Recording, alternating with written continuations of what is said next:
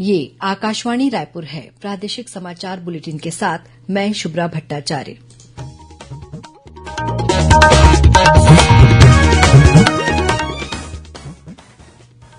और पेश है आज के मुख्य समाचार। प्रदेश में अल्प वर्षा वाले जिलों के अब समस्त क्षेत्रों का नजरी आकलन किया जाएगा। पहले सिर्फ कुछ तहसीलों के आकलन के निर्देश दिए गए थे। हर घर तिरंगा अभियान को लेकर छत्तीसगढ़ में अभूतपूर्व उत्साह। विभिन्न जिलों में महिला समूह बना रहे हैं तिरंगा। भिलाई में आज निकाली गई जागरूकता रैली। राज्य में स्वाइन फ्लू के 11 मामले सामने आने के बाद स्वास्थ्य मंत्री ने लोगों से सतर्क रहने की अपील की। और कुछ दिनों की खामोशी के बाद मानसून फिर सक्रिय हुआ। राज्य के अनेक स्थानों में कल हल्की से मध्यम वर्षा होने की संभावना।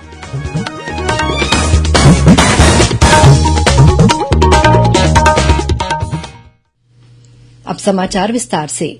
प्रदेश की कुछ तहसीलों में अल्प वर्षा या खंड वर्षा होने की स्थिति में इन तहसीलों में राहत मैनुअल के अनुसार कार्रवाई की जाएगी। इस संबंध में मुख्यमंत्री भूपेश बघेल और राजस्व मंत्री जयसिंह अग्रवाल ने अल्प वर्षा वाले जिलों के सभी क्षेत्रों का नजरी आकलन करने के निर्देश दिए हैं। इससे पहले 9 जिलों के 28 तहसीलों में नजरी आकलन करने के निर्देश दिए गए थे। अब अल्प वर्षा वाले जिलों के समस्त क्षेत्र का नजरी आकलन किया जाएगा। इसके तहत सभी पटवारी हलकों और गांवों का नजरी आकलन कर समय सीमा में प्रस्ताव उपलब्ध कराने के निर्देश दिए गए हैं। आजादी के अमृत महोत्सव के तहत देशभर में आगामी 13 से 15 अगस्त तक हर घर तिरंगा अभियान चलाया जाएगा।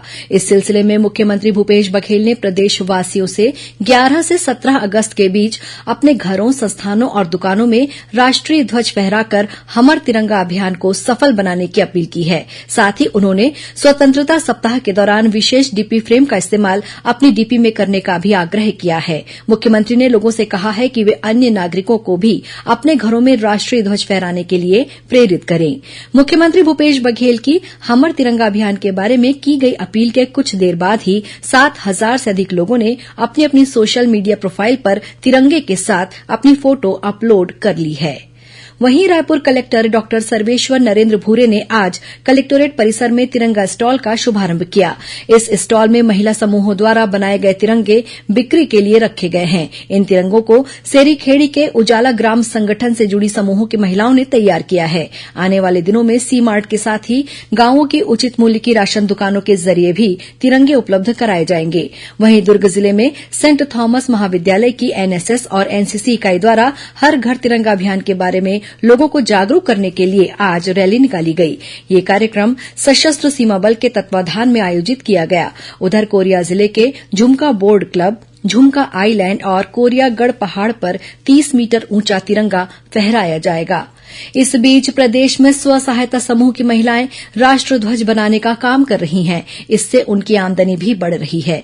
इस साल स्वतंत्रता दिवस पर समूह की महिलाओं द्वारा तैयार तिरंगे फहराए जाएंगे। दंतेवाड़ा जिले की पार्वती स्व सहायता समूह और महासमुंद जिले के कोमाखान की महिला स्व सहायता समूह की महिलाओं को राष्ट्र ध्वज बनाने की जिम्मेदारी मिली है। स्वास्थ्य मंत्री टीएस सिंहदेव ने लोगों से मंकी पॉक्स, कोरोना संक्रमण और स्वाइन फ्लू के साथ ही बारिश के मौसम में होने वाली मौसमी बीमारियों से सतर्क रहने की अपील की है। स्वास्थ्य विभाग द्वारा इस संबंध में सभी मेडिकल कॉलेज अस्पतालों, मुख्य चिकित्सा और स्वास्थ्य अधिकारियों तथा सिविल सर्जन्स को जरूरी दिशा निर्देश जारी कर दिए गए हैं। वहीं सभी जिलों को भी अलर्ट कर दिया गया है।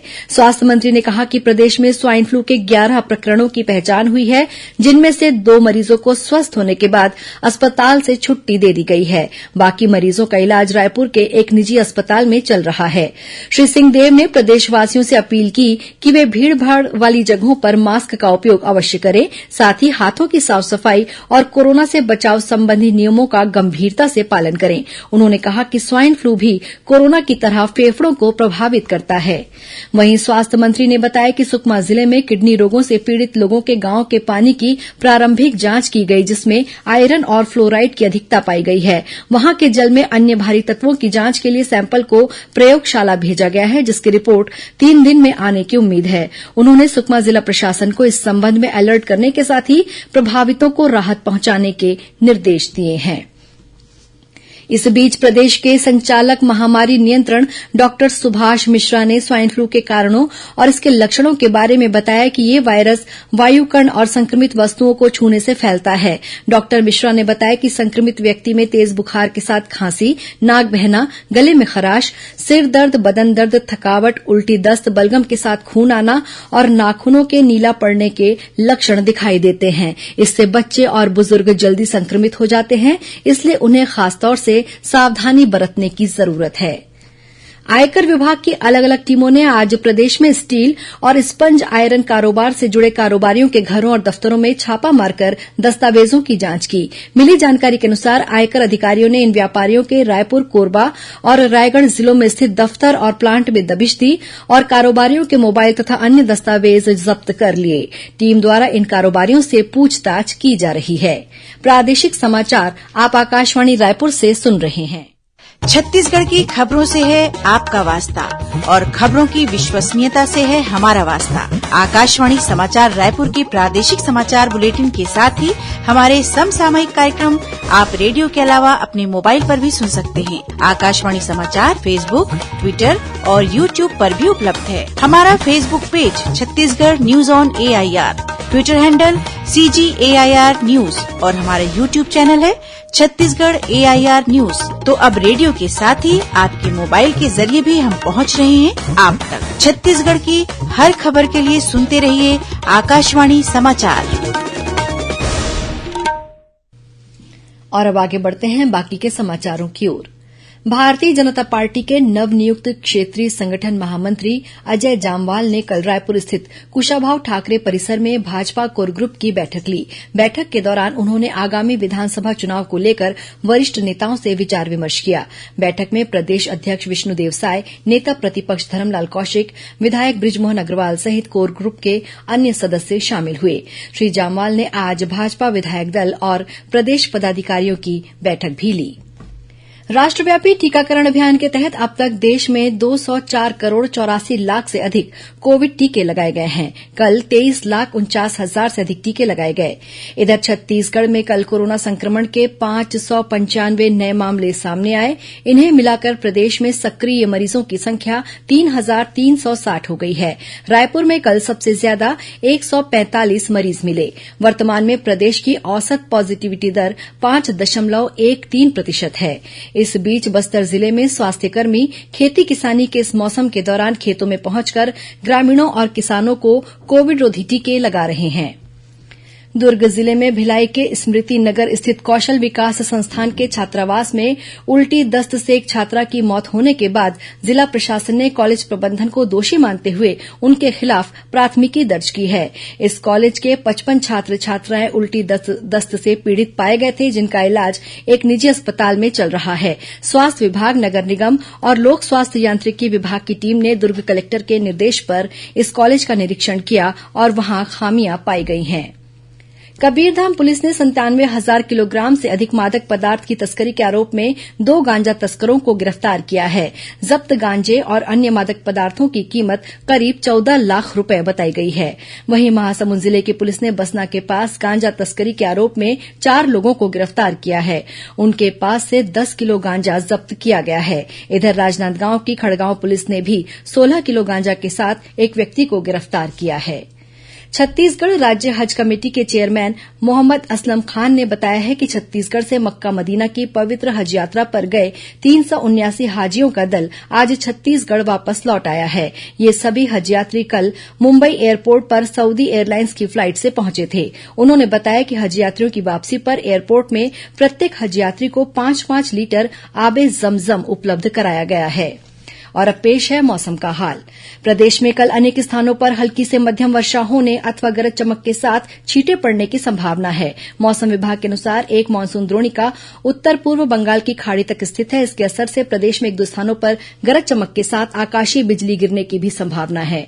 इस बीच आज शाम राजधानी रायपुर सहित प्रदेश के कुछ स्थानों पर हल्की बारिश हुई। और अब कुछ खबरें संक्षेप में। राष्ट्रकवि मैथिली शरण गुप्त की आज जयंती है। इस अवसर पर रायपुर नगर निगम की ओर से जल विहार कॉलोनी स्थित उनकी प्रतिमा पर माल्यार्पण कर उन्हें श्रद्धांजलि अर्पित की गई। राज्य शासन ने प्रदेश की रोलिंग मिलों को ऊर्जा प्रभार में 9 माह तक के लिए 24% की विशेष छूट देने का निर्णय लिया है। रायपुर संभाग के नवनियुक्त संभाग आयुक्त यशवंत कुमार ने आज अपना पदभार ग्रहण कर लिया। आवास और पर्यावरण मंत्री मोहम्मद अकबर ने आज कबीरधाम जिले के बोड़ला में 62 परिवारों को आवासीय पट्टे का वितरण किया। साथ ही 7 महिला समूहों को स्वच्छता कार्य के लिए ई रिक्शा भी प्रदान किए। संघ लोक सेवा आयोग द्वारा केंद्रीय सशस्त्र पुलिस बल में सहायक कमांडेंट पद के लिए 7 अगस्त को भर्ती परीक्षा 2 पालियों में आयोजित की जाएगी। कबीरधाम जिले के पंडरिया स्थित 2 नर्सिंग होम और एक लैब को स्वास्थ्य विभाग ने नर्सिंग होम एक्ट का उल्लंघन करने के मामले में सीलबंद कर दिया है। जांजगीर चांपा जिले के बारगांव में आकाशीय बिजली की चपेट में आने से 2 महिलाओं की मौत हो गई। वहीं एक अन्य महिला झुलस गई, जिसे पामगढ़ के अस्पताल में भर्ती कराया गया है। बिलासपुर जिले के ग्राम नेवरा के पास तेज रफ्तार कार की टक्कर से मोटरसाइकिल सवार एक महिला सहित 2 लोगों की मौत हो गई। वहीं एक अन्य व्यक्ति घायल हो गया है। मानव तस्करों के खिलाफ आरपीएफ ने जुलाई महीने में देशव्यापी आहट अभियान चलाया। इसके तहत 183 नाबालिगों और 3 महिलाओं को तस्करों के चंगुल से छुड़ाया गया। इस दौरान 87 मानव तस्करों को गिरफ्तार किया गया। और गरियाबंद जिला प्रशासन और नगर निगम की टीम ने आज राष्ट्रीय राजमार्गों के किनारे लगाए गए 33 अवैध होर्डिंग्स को तोड़ने की कार्रवाई की। अंत में मुख्य समाचार एक बार फिर।